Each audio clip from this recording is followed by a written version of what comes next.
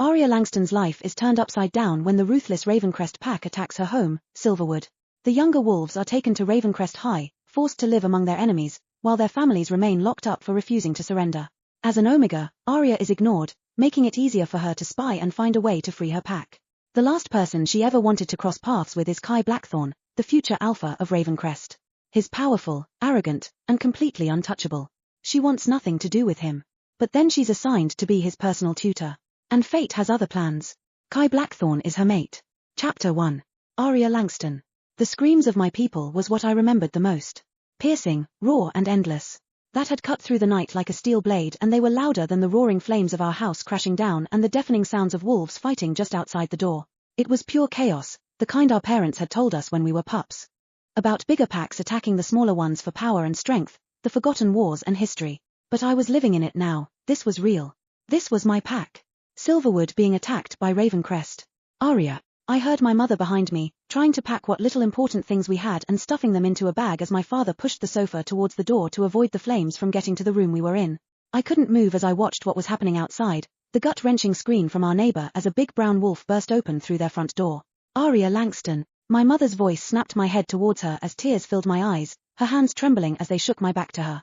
Her big green eyes were wide with fear as she blinked back, the tears threatening to fall past them. You have to go. You have to escape before Ravencrest wolves catch you, she shouted through the screams outside, and I shook my head in disagreement. No, no, I screamed back at her. I planted my feet to the ground, shaking from the fear of it all. Why did this have to happen? Silverwood had always been quiet, calm and peaceful. We never stirred any trouble with other packs. We minded our business and never interfered with the other packs' fight for power. But I guess having no enemies also meant having no allies. Why are they doing this? I asked, my voice softening as I allowed tears fall from my eyes as my father came to hold my mother, pushing his glasses up his nose. I don't know. The Ravencrest Pack have been looking to expand their pack. They are here for power, land, or whatever excuse they've made up. My father said, and I shook my head again. But we are not fighters, we would never hurt anyone. But look at what they've done to our home. I explained, as my mother wiped the tears from my eyes before pushing a bag against my chest. Aria, look at me, she said softly, placing her palm against my cheeks. You have to run, yo. I can't, I cried. I can't leave you both. I won't. You will if you want us to survive. They would be here any moment and they would burn down this house to the ground. If you don't leave now, you will be caught in it. My father said as a loud bang erupted from outside, causing 3 of us to jump in fright. I have packed a few things for you. Go to the woods. Don't stop until you are far from here. My mother said as she helped me place the bag over my shoulders. We love you always. My father said before pulling us into a tight hug. I don't want to leave. I started to sob, suddenly feeling fear settling into my bones as my vision blurred behind my foggy glasses stained with smoke.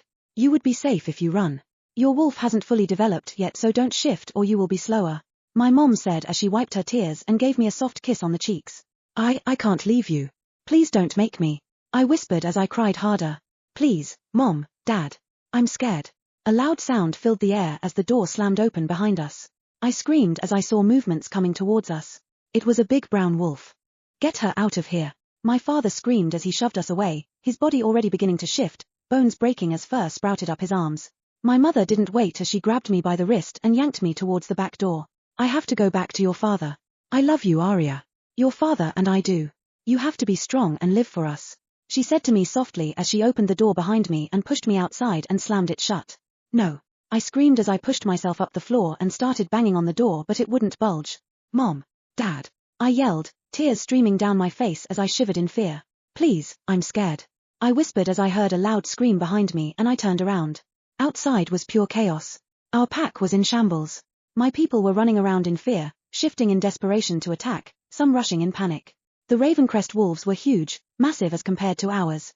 They were ruthless as they tore through our small village, their loud growls and howls filling the air as they attacked without mercy. I watched their jaws snapping the lives of our smaller wolves.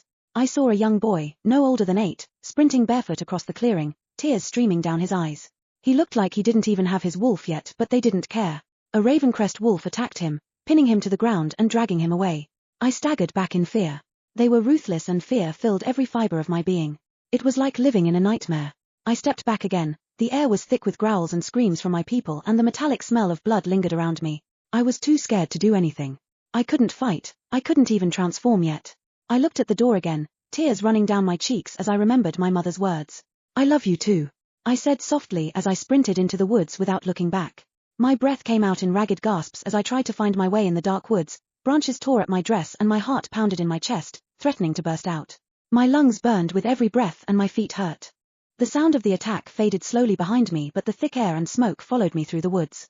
I didn't know how far I had run before I tripped against a branch, falling hard on the forest floor. I screamed in pain as sharp stones pierced through my palm. Then I heard it. A low growl that froze me for a second before I slowly turned in its direction. My breath hitched as I saw the wolf behind me. It was massive as it stepped out of the shadows. Midnight fur surrounded it and I almost missed the streaks of silver that ran along its chest and back. Its eyes glowed under the moonlight, a piercing blue with the same silver sheen as its fur. It was a Ravencrest wolf. I staggered to find my footing again, trying to back away, but my legs struggled to hold me as I collapsed to the floor again. The wolf took a step forward and I gasped in fear. It wasn't just any wolf. This one seemed different from the others, something about it screamed power. I stumbled back as tears filled my eyes again and my body trembled with fear as it drew closer to me. "PL please," I stammered, my voice barely above a whisper as my lower tips trembled in fear. But he didn't listen. He didn't hesitate to attack me. And in a blur motion, he lunged at me. I screamed as the massive wolf tackled me to the ground, knocking the air out of me. But it didn't stop as I tried to get away from his heavy force. Pain shot through my shoulder as sharp teeth clamped my shoulder, not enough to break my bones but enough to tear my skin and force me into submission.